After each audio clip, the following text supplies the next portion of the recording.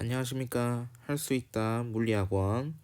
오늘은 이동거리와 변위에 대해서 하도록 하겠습니다. 이동거리와 변위에 대해서 하기 전에 먼저 운동이 무엇인지에 대해서 이제 보고 넘어가겠습니다.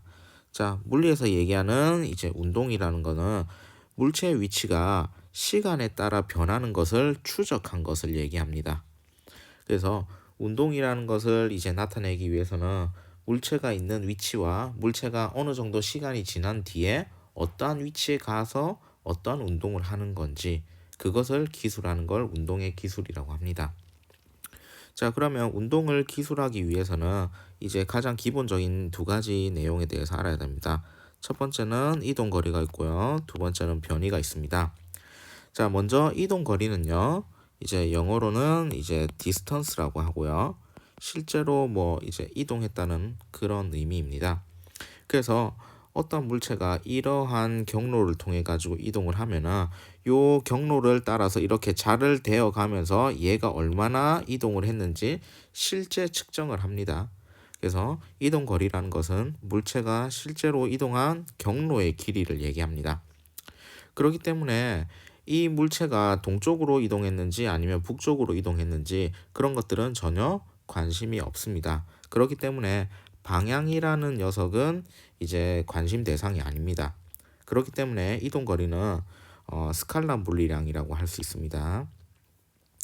자, 그 다음에 변이는요. 영어로는 displacement라고 합니다. 자, placement라는 게 dis 바뀌었다라는 뜻인데, 그래서 변이라는 건 이제 한국말로 하면은 위치의 변화라고 생각하시면 됩니다. 그래서 변이라는 거는 위치의 변화량인데, 위치의 변화량은 이제 중요한 것이 방향이 중요합니다. 왜 그러냐면은 예를 들어서 A 포인트에 있다가 이렇게 떨어진 B 포인트로 이렇게 이동을 한 거와 A 포인트에 있다가 C 포인트 이런 방향으로 이동하는 것은 의미가 전혀 다르기 때문에 그렇습니다. 그래서 변이라는 것은 이제 이동 거리와는 다르게 위치라는 개념이 들어오기 때문에 좌표 이런 개념이 들어옵니다. 그렇기 때문에 변이는 가장 중요한 게 방향입니다. 그렇기 때문에 변이라는 것은 이제 벡터 물리량입니다. 자, 그러면은 이제 벡터랑 스칼라는 물리량이 어떤 건지에 대해서 한번 같이 보겠습니다. 자, 물리량은 크게 두 가지로 나눠집니다. 스칼라량이랑 벡터량 이렇게 두 가지로 나눠집니다. 고등학교 과정에서는. 그래서 스칼라량이라는 것은 먼저 방향은 가지지 않고 크기만으로 모든 것이 설명이 되는 물리량을 얘기합니다. 그래서 예를 들어서 온도 같은 걸 보면요. 온도는 뭐 10도씨 이런 식으로 값만 표시가 되고 뭐 북쪽으로 10도씨 이렇게 이야기하지는 않습니다. 그 다음에 질량 같은 경우도 봐도요. 북쪽으로 50kg 이런 식으로는 절대 이야기하지 않고 방향 필요 없이 그냥 크기만 가지고 모든 물리량들이 이야기가 되는 그런 물리량들을 얘기합니다. 그래서 스칼라량에는 대표적으로 이제 뭐 온도, 질량, 길이, 그 다음에 이제 에너지 같은 경우도 있습니다. 그래서 이런 물리량들을 스칼라량이라고 하고요. 방향은 전혀 고려 대상이 아닌 물리량들을 얘기합니다. 자, 그 다음에 뭐 이제 속력도 있습니다. 자, 근데 이번에는 벡터량은 크기와 방향 모두를 가지는 물리량을 얘기합니다. 그래서 방향만 나타내는 양은 이제 스칼라량인데 스칼라량에다가 방향까지 크기만 나타내는 거는 스칼라량인데 방향까지 포함이 되는 양을 벡터량이라고 합니다. 자, 왜 그러냐면요. 자, 예를 들어서요. 이렇습니다. 똑같은 빠르기로 예를 들어서 10m/s라는 이제 속력으로 A라는 녀석은 이렇게 동쪽으로 이동할 거고요. 뭐 예를 들어서 5초 동안. 그 다음에 B라는 녀석은 서쪽으로 이렇게 5초 동안 이동을 할 겁니다. 그렇게 되면요. 실제 이동한 이제 출발한 위치는 동일한데 이제 여기 원점을 기준으로 해가지고 A는 동쪽으로 예를 들어서 50m 떨어진 지점에 있을 거고요. 5초 뒤에는. B라는 녀석은 서쪽으로 50m 떨어진 지점에 있을 겁니다. 그렇기 때문에요.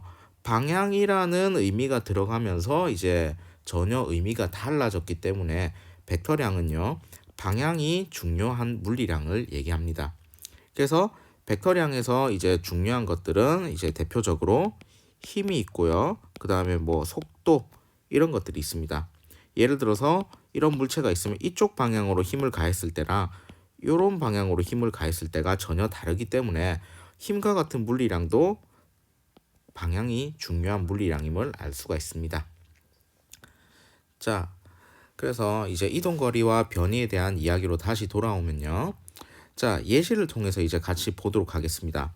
자, 이제 A라는 지점에 있었던 이 남자아이가 B라는 지점을 거쳐서 최종적으로 C라는 지점까지 이동을 했습니다. 그러면요, 우리가 운동을 기술하기 위해서는 가장 기본적으로 이동거리와 변이에 대해서 이제 이야기를 해야 되는데, 자, 이 이동거리는 실제 이 남자아이가 이렇게 이동한 거리를 따라서 자를 대어 가지고 이 길이를 계속 재었더니 얼마만큼이더라 라고 이야기를 합니다. 그래서 실제 이 아이가 이동한 게 A 경로를 통해서 이제 A에서 B로 가서 B에서 C로 갔기 때문에 30m를 이동했고 40m를 이동했기 때문에 총 이동 거리는 70m라고 이야기할 수 있습니다. 자, 그리고 이동 거리는 스칼라 물리량이기 때문에 방향에 대해서는 이야기하지 않아도 좋습니다. 근데 변이는 다릅니다. 변이는 어떻게 되냐? 위치의 변화이기 때문에 결과론적인 것들만 봐야 됩니다. 자, 어떻게 되냐면요. 처음에 이 남자아이의 위치가 A에 있었는데 B를 거쳐서 C로 갔는데 변이라는 건요. 처음 상태 이니셜과 나중 상태 파이널만 요 두 상태만 봅니다. 그렇기 때문에 이니셜에서 파이널까지 위치가 어떻게 변했냐를 이제 측정을 할 거고, 이럴 때는 어떻게 해야 되냐? A에서 C까지 이렇게 직선을 이렇게 그어 가지고 A에서 C까지 이렇게 변했습니다 라고 이야기를 해야 됩니다.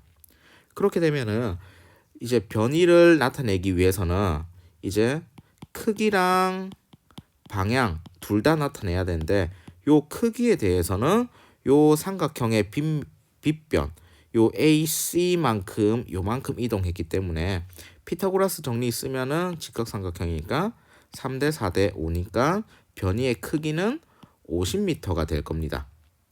근데 이제 50m로 끝내는 게 아니고 변이는 벡터 물리량이기 때문에 반드시 방향까지 나타내 줘야 됩니다. 그 방향은 어떻게 나타내냐? 여러 가지 방법이 있을 수 있습니다. 근데 이제 물리에서 좀 뭐랄까 합리적으로 나타내는 방법은요. 요렇습니다. 요 A라는 이제 스타팅 포인트를 원점으로 이제 취급을 하는 겁니다. 그렇게 해서 이렇게 좌표 평면을 그리면 여기가 X가 될 거고 요 축이 Y축이 될 겁니다. 그러면은 결론적으로 A가 원점에 있었고 C 지점의 좌표는 이제 가로로 30, 40 이런 식으로 될 겁니다. 그러면은 요러한 이제 직각삼각형을 그릴 수가 있을 거고요. 요 각도를 가지고 나타냅니다. 근데 이 각이 삼각형에서 특수각이 아니기 때문에 뭔가 이 각이 우리가 아는 30도, 뭐 45도 이렇게 특수각으로 나타내지는 않을 겁니다. 그렇게 되면은 어떻게 나타내는 게 합리적이냐? 삼각함수를 가지고 나타내면 좋습니다. 요 직각삼각형을 가지고 하면은 이제 탄젠트 값을 구할 수 있지 않습니까? 탄젠트는 밑변분의 높이이기 때문에 30분의 40이니까 3분의 4가 되겠네요. 그러면은 조금 어려울 수 있지만 이런 게 있다라고 알아두시면 좋습니다. 그냥 탄젠트 시타가 3분의 4입니다 라고만 표시해도 퍼펙트합니다. 근데 조금 더 이제 잘 나타내기 위해서 요 시타에 대해서 이제 풀어줍니다. 그러면 탄젠트의 역함수를 구하면은 3분의 4 요 값이 있을 거지만은 그걸 계산하려면 공학용 계산기가 필요하기 때문에 그냥 각도는 요렇습니다 라고 표시해 주면 됩니다. 그래서 요 상황에서 이 문제 상황에서 변이를 나타내려면은 크기는 50m이고 각도는 요렇게 x축을 기준으로 해서 시타가 아크탄젠트 3분의 4입니다. 라고 표시해 주면 됩니다. 요 아크탄젠트, 탄젠트의 역함수에 대해서 잘 모르시면은 이 각은 탄젠트 시타는 3분의 4를 만족하는 각입니다. 라고만 해주셔도 충분합니다.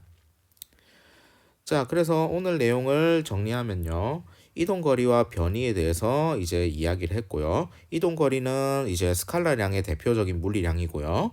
변이는 벡터의 가장 대표적인 물리량입니다. 그럼 이걸 바탕으로 이제 오늘 초점 질문을 풀어보시면 될 것 같습니다. 그냥 우리 이동거리만 지금까지 사용했었는데 왜 이상하게 변이라는 개념을 도입했는지 여기에 대해서 한번 고민해 보시고요.